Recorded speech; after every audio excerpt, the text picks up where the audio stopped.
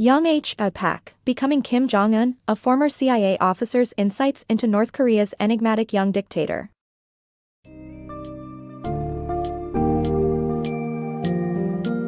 Delve into the enigmatic world of North Korea and its young dictator, Kim Jong Un, with this summary of Becoming Kim Jong Un by JungHPak.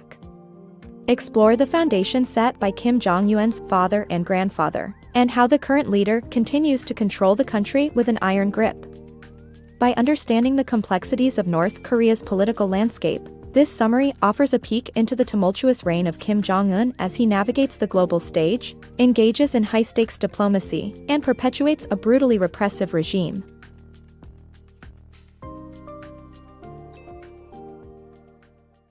The Kim dynasty's dark legacy. Kim Il-sung, the founder of North Korea, set the stage for a succession of brutal regimes through instilling fear and manipulation in his people. His son, Kim Jong-il, and grandson, Kim Jong-un, continued this legacy of severe control. While maintaining an image of divine power, the North Korean leaders relied on widespread indoctrination to quell issues and challenges, isolating the country from the world and propelling them towards nuclear weapons development. North Korea's leader Kim Il-sung was worshipped and revered by his people, who called him their father. He established the foundation for his successor's oppressive regimes by imprisoning political adversaries and molding the education system to ensure obedience. He propagated the idea of possessing godlike abilities, punishing those deemed not faithful enough to the cause. His son, Kim Jong-il, and grandson, Kim Jong-un, embraced this legacy. Kim Il-sung believed that education was crucial for ingraining loyalty and compliance. He traveled throughout the country, enthralling his people with his charisma, or intimidating them into believing that a dangerous world awaited beyond North Korea's borders, and only he could protect them. Kim Jong-il expounded upon his father's practices. He was recognized as successor long before his father's death, and he advanced the concept of a mythical leader embodying the Korean spirit. Countless sculptures, monuments, films, and literary works were produced in his honor. He extended his father's political foundation, punishing dissidents and continually brainwashing the populace. However, the collapse of the Soviet Union, North Korea's primary ally and economic supporter, marked a turning point in Jung Il's rule.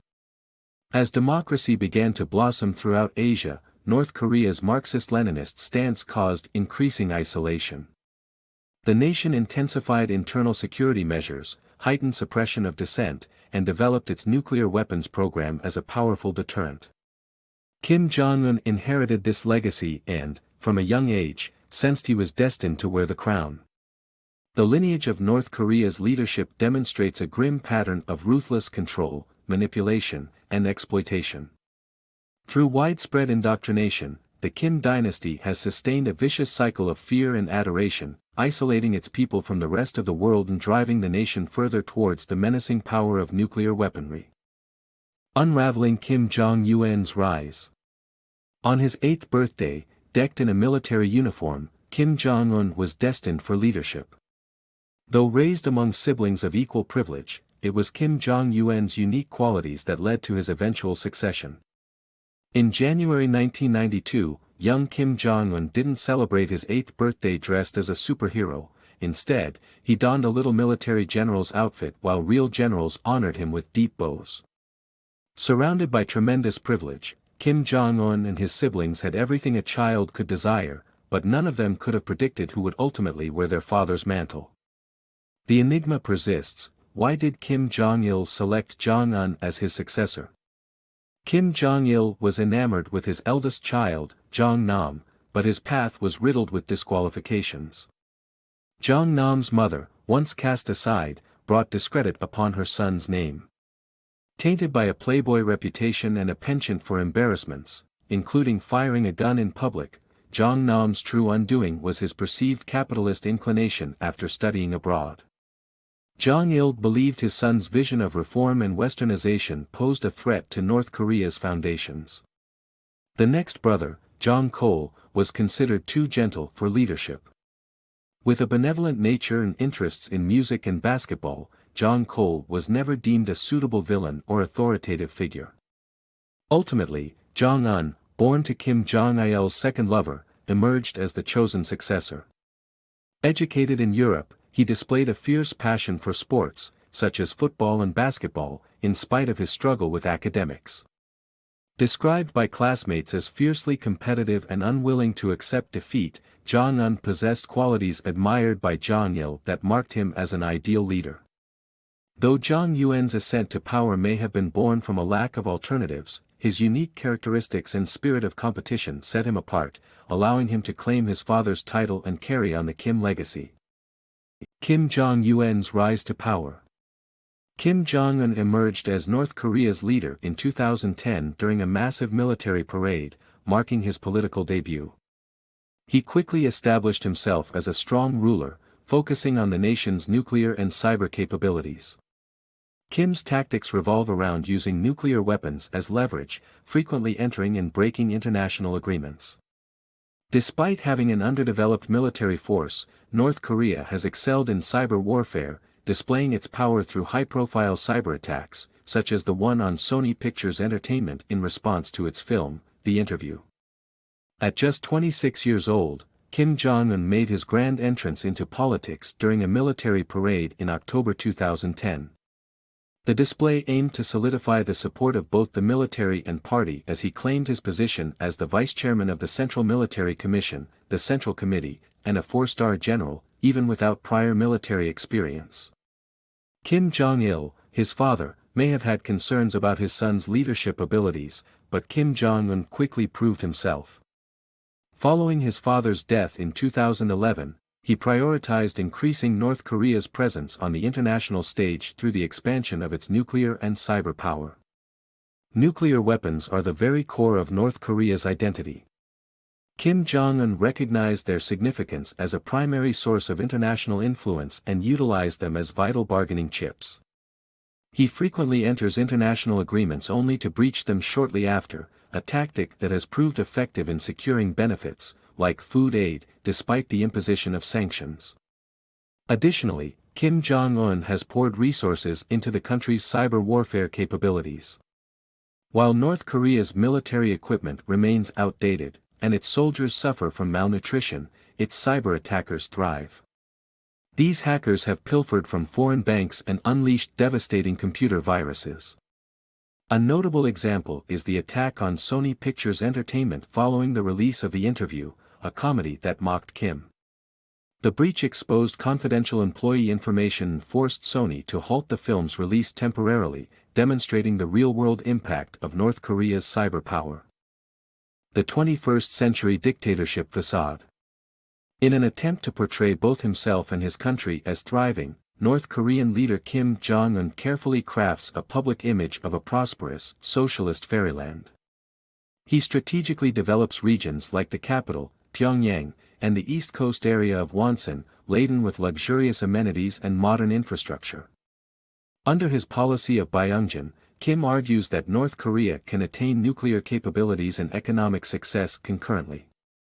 This narrative, however, primarily benefits the nation's elite class while the majority continues to rely on foreign aid. Kim's image is more illusion than reality, masking the harsh truth of his dictatorship. In 2012, a photograph showed Kim Jong-un delightfully taking a roller coaster ride in one of North Korea's newly built amusement parks. It was a strategic move to display the leader as part of a prosperous regime that has turned the capital, Pyongyang, into an epicenter of luxury, often dubbed Pyongyang. This metropolis boasts high-rise apartments, modern shops, and bustling streets filled with people enjoying amenities like rollerblading and stylish clothing. Expanding beyond the capital, Wonsan's East Coast area has been transformed into a lavish tourist destination, complete with a multi-million-dollar department store, golf course, airport, and ski resort. Investing heavily in such projects is Kim's attempt to undermine narratives portraying North Korea as a destitute and decaying nation. Central to Kim's efforts is the policy of Byungjin, emphasizing nuclear weapons and economic success. The goal is to make North Koreans feel prosperous, especially in contrast to the nation's 1990s famine under Kim Jong-il's rule, where people were encouraged to tighten their belts and limit their meals. However, behind this facade lies the harsh reality of a majority population reliant on foreign aid for necessary goods and services. In Pyongyang, only the elite enjoy a life of indulgence, while millions outside the capital struggle in abject poverty. Despite the mirage of youthful vitality and progress, the stark truth reveals a much bleaker image of Kim Jong Un and the regime's 21st-century dictatorship. Fearful reality behind modern facade. In North Korea, a staggering 120,000 people suffer from severe repression in prison camps, bearing the brunt of extreme physical and psychological torture. The reason for their existence is to subdue and isolate any opposition to the Kim regime, with even families of dissenters subjected to the same brutality. The widespread surveillance state invades every aspect of life, rewarding citizens for reporting perceived violations and implementing a strict watch system. Moreover, political opponents are often intimidatingly executed, with the notorious 2017 assassination of Kim Jong-nam highlighting Kim Jong-un's ruthless tactics and willingness to use chemical and biological weapons to maintain control over his nation. Amid the modern image North Korea projects to the world lies a horrifying reality. As many as 120,000 people remain trapped within prison camps, their mental and physical well-being constantly hanging on a thread due to the inhumane treatment they receive. Minors and adults are made to work tirelessly in mines, farms, or construction sites, receiving sustenance only through an inadequate diet that forces them to scavenge for alternative food sources. The agonizing treatment prisoners endure includes water torture, lack of sleep, immobility, rape, and forced abortions, reflecting the merciless regime. Behind the existence of these camps is the objective to subjugate and seclude anyone daring to defy the Kim regime. To maintain a tight grip on power, the regime extends punishment to families of dissenters, persecuted merely by their association. The prison camps, however, are merely a component of a full-blown reign of terror. A palpable culture of fear permeates North Korean cities, as the ever-present surveillance state keeps citizens under constant watch. Authorities reward informants for divulging their peers' violation of societal norms, such as improper hair length or neglecting to don a patriotic accessory. A meticulously observed neighborhood watch scheme ensures the documentation of every citizen's possessions, with inspections carried out at any moment. Kim Jong-un's terrifying methods extend to assassination plots against political adversaries, even when they share his bloodline. The chilling assassination of Kim's older brother, Jong-nam, at Kuala Lumpur Airport in 2017 is a prime example. By administering a nerve agent lethal enough to be considered a weapon of mass destruction, Kim Jong-un proved that he would stop at nothing to quash potential rivals and maintain absolute control. This alarming incident underscores Kim Jong-un's propensity to deploy chemical and biological weapons against enemies. Estimates by the US and South Korean governments gauge North Korea's current chemical weapons stockpile at 2,500 to 5,000 metric tons, with an established means to weaponize them. This disturbing truth is a stark contrast to the modern facade that North Korea attempts to uphold. Kim's diplomatic pivot. The Korean Demilitarized Zone, DMZ, is famously one of the most dangerous places globally, but in April 2018, it became a meeting spot for South Korean President Moon Jae-in and North Korean leader Kim Jong-un. This surprising shift in tone arose due to crushing United Nations sanctions, which pushed North Korea to seek relief. Intense sanctions severely impacted North Korea's economy, motivating Kim to pursue diplomacy with world leaders, including meeting with US President Donald Trump. Despite the initial hostile exchanges between Kim and Trump, their countries did not engage in armed conflict, exemplifying Kim's strategic diplomatic pivot. In a surprising turn of events, South Korean President Moon Jae-in met face-to-face with North Korean leader Kim Jong-un within the perilous Korean DMZ in April 2018.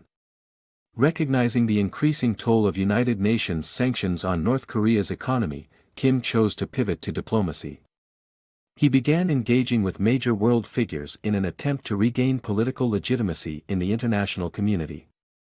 Initially, Kim Jong-un focused on expanding North Korea's nuclear program, creating tensions with other nations. Encumbered by comprehensive economic sanctions, North Korea was seeking ways to reclaim lost revenues and breathe life back into their economy. Valued at $2.7 billion, these sanctions stifled their lucrative export market, leading to Kim's diplomatic swing. The memorable meeting at the DMZ was only a stepping stone for Kim Jong Un, as he prepared for his main objective, a summit with U.S. President Donald Trump. While both rulers shared a rocky history, trading insults, tweets, and stirring global concerns, their relationship took an unforeseen twist. Troubling rhetoric, including Trump's infamous "fire and fury" statement, caused the Bulletin of the Atomic Scientists to set the doomsday clock at 2 minutes to midnight, signifying the world's closeness to nuclear destruction. Ultimately, war never broke out between the US and North Korea. Instead, Kim's strategic shift towards diplomacy led to heightened engagement and altered the course of global tensions. Nuance key in nuclear diplomacy. During the Trump-Kim summit in June 2019, Americans were hopeful for a productive outcome, with 71% supporting the meeting. However, Trump's approach to the summit led to minimal progress. To achieve meaningful denuclearization, world leaders should cultivate a more nuanced understanding of Kim and North Korea's nuclear state. Strengthening alliances and viewing Kim as a rational actor, rather than a caricature, are critical in shaping the future of North Korea's nuclear program. The 2019 Trump-Kim summit had the world glued to their screens, eager to see if the talks would yield progress on North Korea's denuclearization. A Pew Research Center poll revealed that 71% of Americans were in favor of Trump engaging with North Korea, and in South Korea, Trump's approval rating swelled from 9% to 32%. The summit seemed promising, as Kim Jong Un was the ultimate decision-maker for North Korea's nuclear program. President Trump, however, took a less sensible approach, which led the meeting to become a missed opportunity. Understanding Kim Jong Un and North Korea's nuclear ambitions requires a delicate and well-calculated strategy. Trump overlooked this, projecting his own assumptions onto Kim. He disregarded intelligence analyses and believed that Kim valued his country's economic prospects over the nuclear program. Trump thought that fostering a personal bond with Kim would be key to denuclearization. This hypothesis, unfortunately, sidelined the importance of North Korea's nuclear identity, which is rooted in Kim's family legacy. Surrendering the nuclear state for financial gain would be considered highly dishonorable. Trump's misinterpretation of Kim's motives resulted in minimal progress. Although Kim made symbolic gestures like dismantling the Punggye-ri nuclear test site, these actions were superficial and easily reversible. To stimulate genuine progress, world leaders need a nuanced approach that acknowledges North Korea's nuclear reality. Collaborating with allied nations, like South Korea and Japan, to create a well-thought-out strategy for addressing North Korean threats is vital. The U.S. needs to ensure the security of its allies by strengthening and sustaining their relationships and sanctions. By forging a united front, the pressure on Kim's regime will mount, and North Korea's nuclear endeavors will emerge as threats rather than assets. This tactic will ultimately make North Korea less secure, prompting re-evaluation of their goals. Recognizing Kim as a rational and strategic thinker rather than a caricature painted by the media is fundamental in navigating North Korea's nuclear future.